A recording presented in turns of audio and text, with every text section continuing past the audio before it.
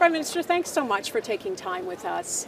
2022 was a big year, a tumultuous year. There were so many world events going on, so let's start with that. Russia is now completely isolated by the West. Its war in Ukraine is dragging on into a second year, causing incredible hardship for so many people in Ukraine. China has urged de-escalation, but at the same time is strengthening its ties with Russia. It feels like a very unstable time. So let's start with China. You describe it as an increasingly disruptive world power. Is China becoming the enemy of the West? No, I think that's the wrong frame. I think China is growing to be the second largest economy in the world. It is the second largest economy in the world, growing perhaps to be the largest in the coming decades. And therefore, it's a country we have to deal with. It's a country that provides opportunities for economic ties and cooperation in certain areas like climate change and protecting nature. But at the same time, it's a country that has very different goals and very different values than Canadians or than our allied countries. And we have to be very, very clear about where we can look to cooperate or compete with China and where we're going to need to challenge China. And being direct and open about that is, I think, a really important thing. The UK Prime Minister said the golden era with the UK's relationship with China is over. And he suggested that, perhaps all the trade and that approach that we've taken over the last couple of decades has been naive and even wishful thinking. Do you agree with that? I think there is a sense that we all sort of expected that more we trade as you lift millions or hundreds of millions of people out of poverty into the middle class, as China has been able to do over the past decades with economic liberalization. There was an expectation that it would end up in free and open democracy the way it has for us. And people have now questioned that that's not automatic. And I think that hopefulness that people had that with economic advancement would come some of the values that we build our societies around. There's a little more realism to understand that China has a very different frame, and the Chinese government specifically will.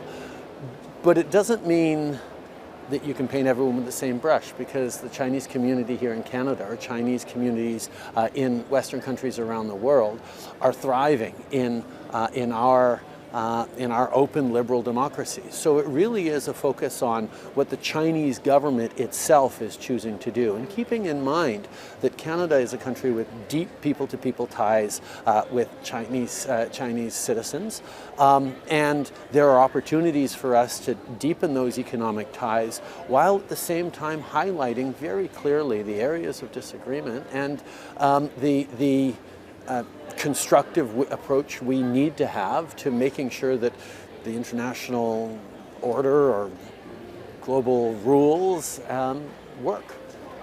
You are aware of the stories that Global News has done, the reporting on the fact that you and other ministers have been briefed on interference by China in Canada's democratic process. Are you aware if the results in any federal ridings in federal elections were affected by that interference? Thank you for asking that question, and thank you to Global for doing such important work in highlighting the ongoing challenges of interference by China and other countries into Canada, into our democratic systems, but also into the Chinese-Canadian community, who are always the first targets of Chinese government interference. What Canadians can be reassured by, what Canadians need to know, is that we put in place an independent panel of top experts ahead of the 2019 election and for the 2021 election to ensure that the integrity of our elections in every riding across the country was not compromised, and they can confirm that our election integrity held, despite the fact that interference by foreign countries, including China, is an ongoing reality day in and day out in our economies, but our elections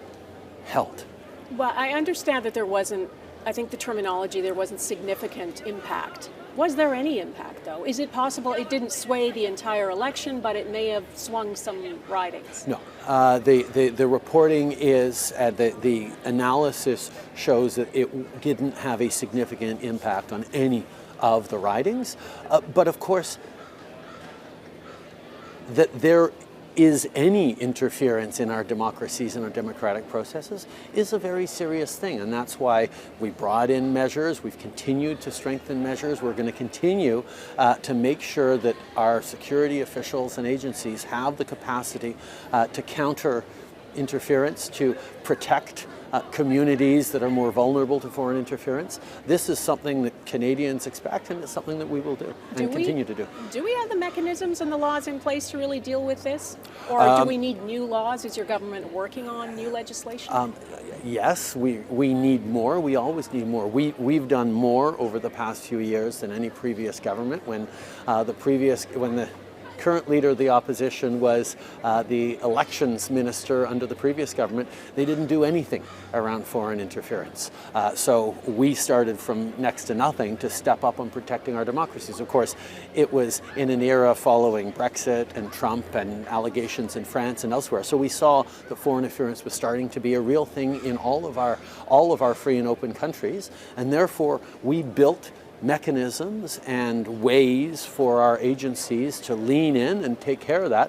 But there's always going to be more to do because it keeps iterating, and we're going to keep doing it. I think the UK has actually introduced legislation, foreign interference legislation. Is there something in the works here in Canada? We're looking at a range of things, yes. We're looking at what our allies are doing, what's most effective, what suits us. But yeah, we're going to be doing more. We're not the only country grappling with this, of course. In the UK in July, the MI5 and FBI held a joint news conference, which was quite extraordinary for the heads of those two organizations, to talk about foreign interference.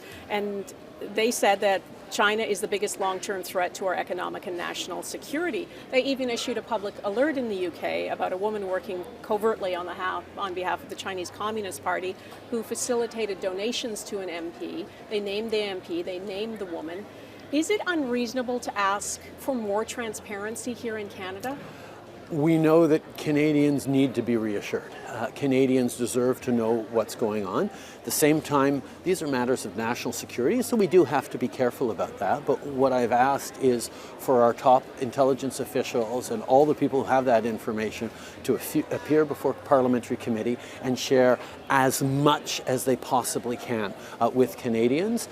Understanding that the base concern that everyone has is, oh my God, were our elections compromised by foreign interference? And on that one we can already say and are saying, no, they have held, but we're going to have to make sure we're continuing to be vigilant in the future. Can I ask you if you've seen anything in our reporting that is wrong? Are we getting things wrong about the level of interference? Because we have information from CSIS investigations that the interference in Canada allegedly involved payments through intermediaries to a clandestine network that included candidates affiliated with the Chinese Communist Party, that China was placing agents inside the offices of MPs. Are you aware of that? Now, first of all, it's really important that journalists keep pushing and asking questions and highlighting concerns. That's part of how our democracy works well, and it's really, really important. What I was, and people will understand that I have to be very deliberate when I talk about issues around national security and things that we know to not compromise operations or various things. But first of all, ensuring that despite all these allegations in reporting, people know that our election integrity held is pretty important and pretty basic, and I would put emphasis on that perhaps wasn't as strong in the reporting because people are raising concerns, and that's fair. But the other thing I'll say, and I have said it, I never got in all the briefings and all the serious briefings I never got briefings on candidates receiving money from China. And so that's something that we know. Getting further into details, we know there is ongoing interference in Canada. We're going to continue to try and counter it. And ultimately our election integrity held, and we're going to continue to try and be open and transparent as much as we can on some fairly delicate national security issues. I think just to clarify the point, I don't think our reporting has ever said that you were briefed specifically on candidates and naming candidates, but that a clandestine network of covert kind of a covert operation that funneled money. Again, People ask me, are you parsing your words? Well, I am being careful because we're talking about very important issues of national security that involve operations and issues that you have to be thoughtful about when I get ultra top secret briefings on what's going on. There are limits on what I can share with people and what I can't. But the reality is, that's why I've asked our top intelligence officials to appear before a parliamentary committee to share what they know. But we also have a national security and intelligence committee of parliamentarians who are cleared up to the top secret levels to be able to dig into this on behalf of all Canadians with that openness. Because we created the NSICOP committee so that parliamentarians could get the full top secret briefings on these things and reassure all Canadians that it's not a partisan or government thing that they are actually engaging in from all different perspectives. All right, let's move on to Russia's war in Ukraine. We're now heading into 2023 with no end in sight. Is this becoming a war of attrition? If it is, the combined steadfastness and resolve of Ukrainians and the West together will outlast Russia. We're seeing tremendously negative impacts on the Russian economy, on the Russian people because of Putin's terrible decision to invade a neighboring country. But we are hopeful that it will not last indefinitely. We are ready to stick with it as long as possible. And we know that for all the challenges Canadians are facing with inflation, with food prices, with energy prices, it's much worse in Europe. And it's much worse for Ukrainians. When we're dealing with higher prices in the grocery store, which is no fun and hurts, Ukrainians are paying with their lives. And yet they are standing up against this illegal bullying invasion behavior by Russia that we all need to stand with. And quite frankly, when we released the Ukraine sovereignty bonds a few weeks ago so that ordinary Canadians could support the Ukrainian people and the Ukrainian government, we were overwhelmed with the response. They got overly subscribed. Even though Canadians are hurting, because times are tough right now, they still chose to step up and support Ukraine because they know that it's the right thing to do. Do you think there's anything on the horizon in 2023 that might change the equation here? Are there any conditions under which you think the West and NATO countries should negotiate with Vladimir Putin? First of all, it's not for us to decide to negotiate with Vladimir Putin. Ukrainians are paying with their lives. They are standing up to defend their country, their territorial integrity, and standing up for the principles that underpin all of our democracies at the same time. It's them who get to decide if they've had enough or if they want to negotiate. And every conversation I've had with Volodymyr Zelensky or other Ukrainians shows that they are ready to stand strong and push back against Russia as long as it takes, and we will stand with them as long as they need to. I want to ask you about the cost of living, which you raised. Inflation is hovering around 7%. You know, the Bank of Canada has raised interest rates multiple times. It's causing such hardship for people in this country. I want to play you a clip, if you don't mind. We've done multiple stories about the cost of living, and this one in particular surprised a lot of us. So people are so desperate, they're coming here for food, but then they're asking you about assisted suicide? Yes. You're having people ask you about assisted suicide? Yes. When I say that this is an emergency in the community, people who are living at the bottom income percentile in our community are talking to us now about taking their own lives because it's too hard to be poor any longer. That's the CEO of the Mississauga Food Bank, and we were stunned by that. What goes through your mind when you hear that? It's heartbreaking, and it deepens my resolve to do everything I can to be there for people. Inflation is a global phenomenon. It's linked to the war in Ukraine, linked to the disruption of supply chains happened by the pandemic, and it's hitting everyone around the world. The fact that it's hitting Canada slightly less hard than most of our fellow countries isn't even a tiny bit of reassurance to any family who's visiting a food bank for the first time or losing hope like that. And that's why we've had to step up, and we will continue to step up. We've moved forward with targeted supports, doubling the GST supports for 6 months, moving forward on cutting childcare fees in half this year, which is making a huge difference in the lives of a whole bunch of families with young kids who we know are extra vulnerable. We're moving forward with dental care for families that otherwise couldn't afford it or would have to make impossible choices to afford it. We're giving a top up for low-income renters. We're doing a number of things, and we'll continue to do more. But we know that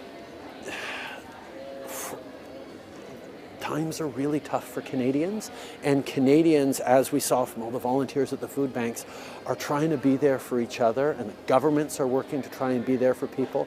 And we will make through this because we've been through tough times before, but seeing people lose hope like that is absolutely heartbreaking, and it just deepens my resolve to continue to be stepping up with direct supports for Canadians, with direct help for as many people as we can. Direct supports, you don't mean a kind of pandemic-style supports, you don't mean that? No, well, one of the challenges with an inflation crisis is we have to be targeted in our supports. If we were to just pump lots more money into the economy, the prices of everything would go up, and there'd have to be even higher interest rates. So we need to make sure we're targeting those supports. But that's why what we're doing for 11 million households with doubling the GST rebate, what we're doing with dental care, what we're doing with low-income rental supports, what we're doing with childcare are all things that support people who need that help while we're getting through without making the situation worse. And getting that balance right is an ongoing challenge for us that we're going to continue to step up on. And because we know, and this is the tough part of this year, you can talk to Canadians and hear from them. They know next year's going to be tough too. It's going to be a tough year. Global recession fears, slowing down of the global economy, interest rates continuing to be high, inflation still lingering. It's going to be tough, and that's why we need to continue to stick around for each other. We need to continue to be investing to support people. That's how we get through this. That's how we get to the other side, where some of the other things we're doing, like securing jobs in critical minerals and renewable energy and green steel and ensuring better immigration policies that are going to lead to more jobs. These kinds of things are going to lead us to a better future in the coming year or two. But the coming winter is going to be tough for people, and that's where we need to continue to pull together. I know that Indigenous issues and reconciliation has been a huge priority from you.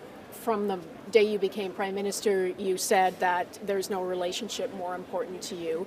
This year you visited a number of First Nations, including the Tumultuous Nation and the James Smith Cree Nation. You were just there.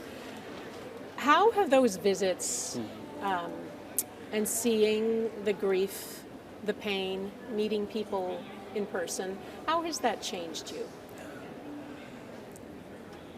You know, in 2015, when Canadians elected our government with a clear mandate to do more on reconciliation, to really lean in a way that would change the trajectory of the history of this country, it was something genuine from all Canadians. There's no question about that. That was the unfinished business of Confederation that we were happy to and charged to take on.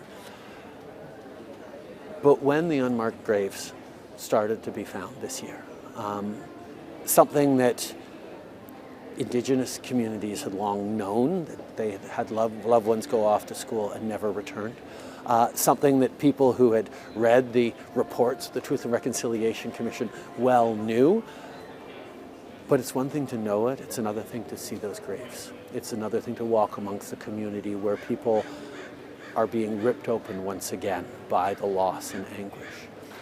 And it brings a renewed sense of urgency to this, of understanding that the harm of residential schools, the harm of policies of assimilation and indifference towards Indigenous peoples over decades and centuries in this country lasts today in very, very real ways. You visit the downtown east side of Vancouver, visit communities across the country where poverty rates in Indigenous communities are astronomical compared to everywhere else. Those are not only current challenges, they're challenges anchored in generations of trauma passed on from one to the next. And that's where the work we need to do two things, not just to invest and support those communities, but to make sure that as we're there to support, those communities are directing their own future, are in charge of their institutions, are in charge of their healing, is the one thing that had never been done before. Like, governments have always been trying to say, okay, here, we'll build you a new school, we'll build you a new health center, we'll fix this, we'll give you that.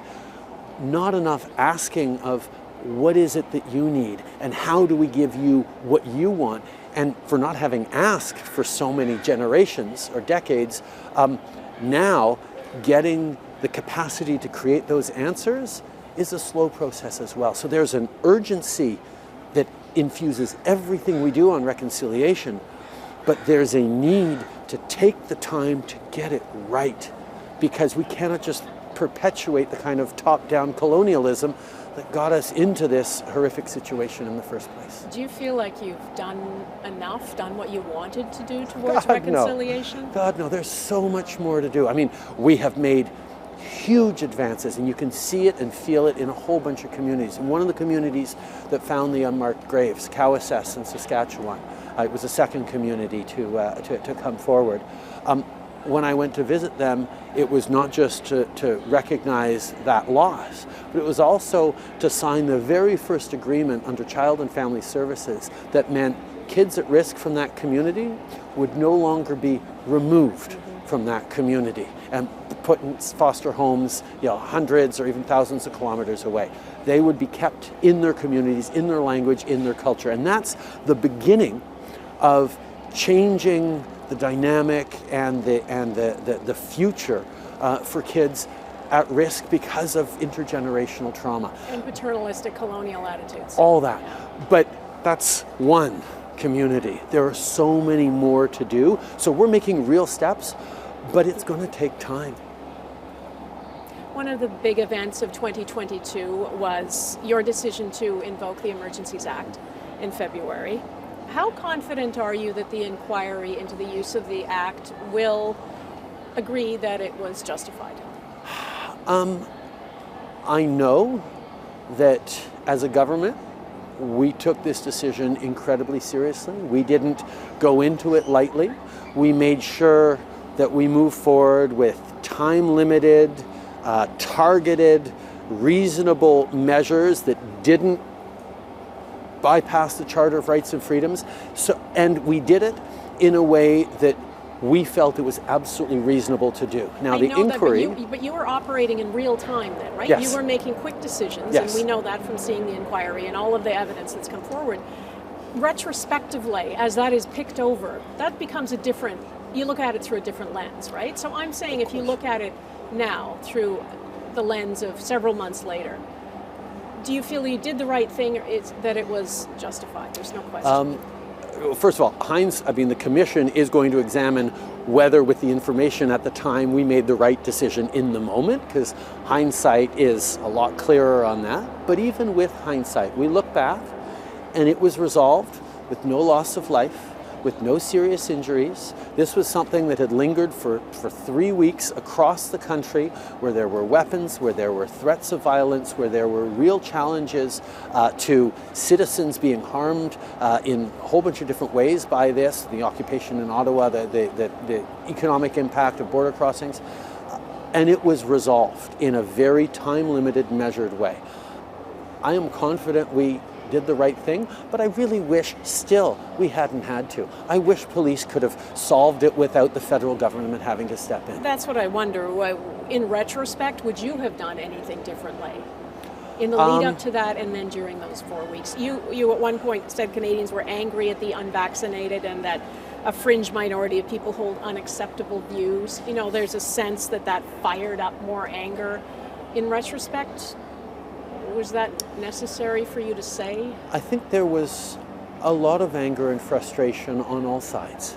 Because the pandemic was in an unbelievably difficult situation. People were isolated and fearful and going through mental health challenges, and people were dying.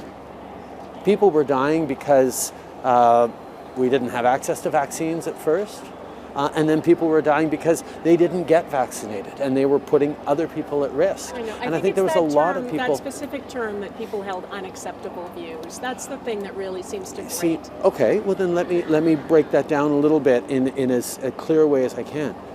There have always been people who, for various reasons, personal, cultural, various things, have been hesitated to get vaccinated. I know yoga instructors and vegan moms who haven't wanted to get vaccinated for all sorts of real reasons, and that's fine. And obviously that's their choice. Nobody was forced to get vaccinated, and that's really important. However, there were people out there who were actively spreading misinformation and disinformation, causing people to doubt science, even as doctors and leaders were trying to convince people to do the right thing, get vaccinated. There were people out there trying to scare them into not getting vaccinated. And every family I heard about who was sitting beside the bedside of a loved one, unvaccinated, dying of COVID because they didn't get vaccinated, regretting bitterly that they'd listened to the YouTube channel that told them that the vaccines were more dangerous than the virus. That is something that I think needed to be called out, and calling people out who are putting at risk the lives of Canadians and the well-being of Canadians is something that is the job of a Prime Minister. Can I ask you to reflect a little bit on public life and being in politics? You've been an MP for 15 years. You're going into your 8th year as Prime Minister. Yeah. I want to show you a flashback video. It's a no. little bit of a, yeah, well, it'll What kind be of okay. facial hair do I have on that one? Comme ça. Thank you so much.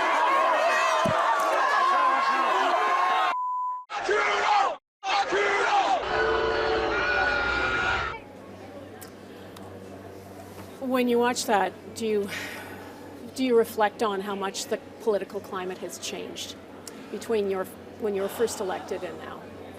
You could have shown the opening of my first campaign office in 2008, I guess, in my very first election, where we had 150 people outside chanting and protesting me in politics. There are always going to be people in this extraordinary diverse country who disagree, sometimes quite passionately, with whoever's in power. And that's a really important thing in our country. It's really important that people get to express themselves.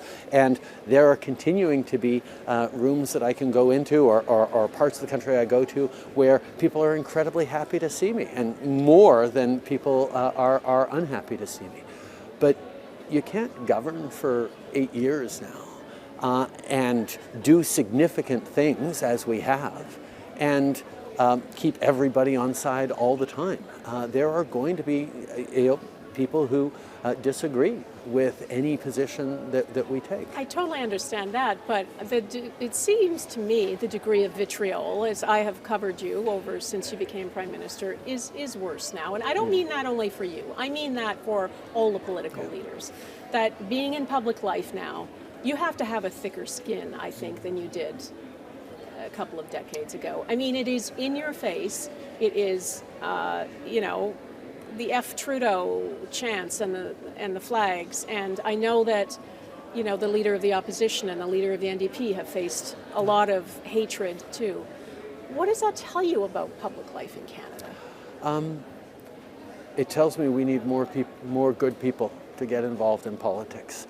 And it's hard to convince people to get involved in politics now. It's harder to find good candidates. It's harder to convince people to step forward and represent their communities. But because of that, the one thing I also have found over the past months and year, as we've seen more vitriol from some quarters, there's more and more people stepping up to say, thank you for what you're doing. I don't agree with everything you're doing, but thank you for doing it in really thoughtful ways. I know it's not easy, but you're doing the best you can. You're doing a good job, and it really matters. And Canadians didn't do that as much before as they do now, because it is a reaction to the fact that there is a lot of negativity in politics, but it's all more reason to stay focused on what I got elected for, what everyone gets elected for, is to serve your community and make things better for your neighbors. You're going into your 8th year. Do you ever think, I just want to get out of this? I think the first time I thought I've made a terrible mistake was the weekend after I first got elected back in 2008. I mean, anyone who's doing any challenging job will also go through reflections on, how much more can I do? But I realize how much there is to do, and what we've been able to accomplish with an extraordinary team of diverse Canadians serving this country, going through some really tough times. I mean, we started with Trump, and then we had a pandemic, and then we had convoys and war in Ukraine. There are really big issues around the world right now, and Canadians, as I travel around the world and talk with other world leaders, they sort of look at me with envy, because I get to serve Canadians. And Canadians are incredibly thoughtful and positive and ambitious. And we're well positioned. Yes, even though we're facing really tough times right now, like everyone around the world, we're positioned, we just hit second in the world on battery supply chains. We're positioned to be a supplier of energy in a net zero world that decades from now is going to be essential. We're moving towards green steel, green aluminum at a time when the world needs it. We've got a diverse, open population, open to immigration, a growing population, more than our G7 counterparts. The world looks at Canada and goes, oh my God, you guys are well positioned. And of course, for us here at home, we don't pay much attention to that. We focus on the challenges we're facing. But there is so much to be proud of in this country. There is so much to know that we are capable of meeting and conquering any challenge that comes our way, that for me it is the greatest privilege of my life to be able to serve Canadians in this role, and to know that I'm going to get to do it for many more years. All right, Prime Minister, thank you. Thank you, Dawna.